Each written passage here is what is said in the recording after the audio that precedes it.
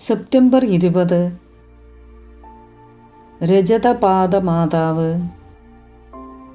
1284 September 20 പാതിരാത്രിയിൽ തൻ്റെ ഭർത്താവും മകളും നഷ്ടപ്പെട്ട വേദനയാൽ മാതാവിനോട് പ്രാർത്ഥിച്ചുകൊണ്ട് ഉറങ്ങാൻ കിടന്ന ഹെൽവൈഡിന് മാതാവ് പ്രത്യക്ഷപ്പെട്ടു.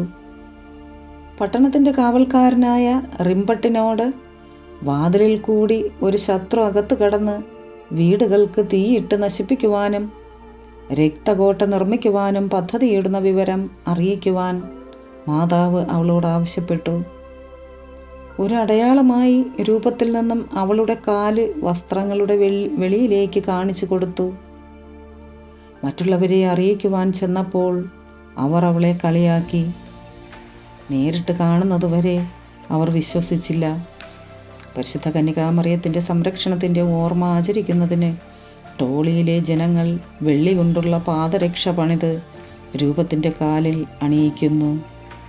Ave Maria.